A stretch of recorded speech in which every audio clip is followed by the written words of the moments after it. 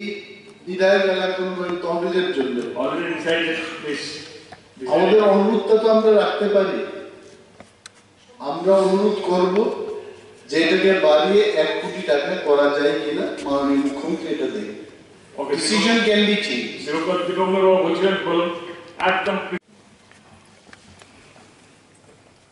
প্রায় 45 কোটি টাকা বরাদ্দ।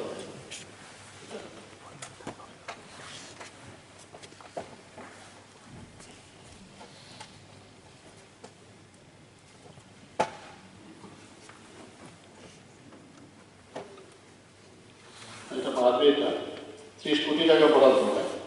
তো আমি এখানে সবাই অবগতির জন্য জানাচ্ছি, এটা নিয়ে অনেকে অনেক সময় একটা দাবি তুলেছে যে বিধায়ক এলাকা উন্নয়ন প্রকল্পে একটু বাড়াতে হবে।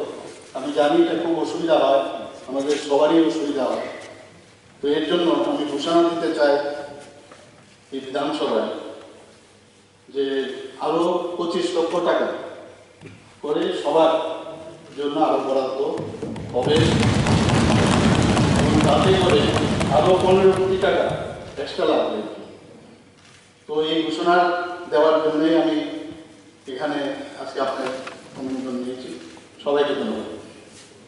Point of clarification. Point of clarification. No, please. এই সভা মাননীয় অধ্যক্ষ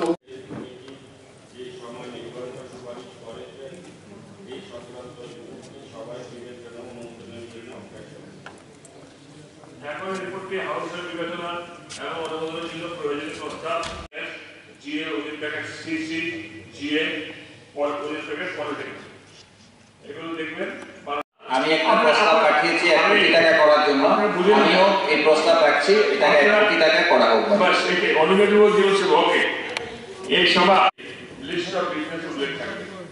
আজকের সভা নির্ধারিত লেজিসলেটিভ বিজনেস এবং 3টি বেসরকারি প্রস্তাব সহ অন্যান্য কার্যক্রমগুলির সময়ের মধ্যে চূড়ান্ত হবে পুনর্নির্ধারণ করার জন্য অনুষ্ঠিত হবে এবং বিজনেসটা আমাদের হাউস শেষ হওয়ার 15 মিনিটের পরে মধ্যে আপনারা এই সদস্যগণ বিজনেসের কমিটি সকলকে উপস্থিত থাকার জন্য আমি বিশেষভাবে মাননীয় মুখ্যমন্ত্রী মহোদয় একটা চিঠি পেয়েছি।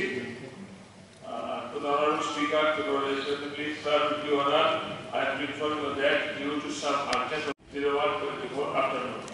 During my absence from the state, following honorable ministers who will represent the departments as assigned below, on my behalf of in the current session, till my return to the state, Health and Family Welfare, Urban Development Department, Science, Technology and Environment, Law, Chief Minister Secretariat,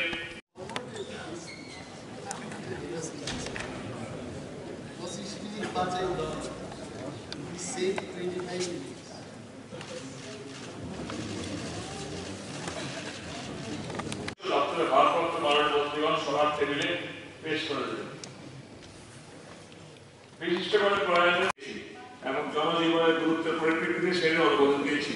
নোটিশটির বিষয়বস্তু হল টিটিএডিসিতে রাজ্য সরকার কর্তৃক বরাদ্দকৃত অর্থ সমাধান প্রদান করা সম্পর্কে। এখন আমি সবাইকে জানাচ্ছি যে মাননীয় সদস্য শ্রী অনিমেষ দেববর্মা কর্তৃক আঙ্কিত বিষয়বস্তুর উপর জনজাতি কল্যাণ দপ্তরের ভারপ্রাপ্ত মাননীয় মন্ত্রী শ্রী বিকাশ দেববর্মা শামসুল হকের প্রয়াণে শ্রদ্ধা জ্ঞাপন করে শোক প্রস্তাবের পর অধিবেশনের প্রথম দিন মুলতবি ঘোষণা করা। 24 তারিখ বেলা 11 ঘটিকা পর্যন্ত মুলতবি রইল।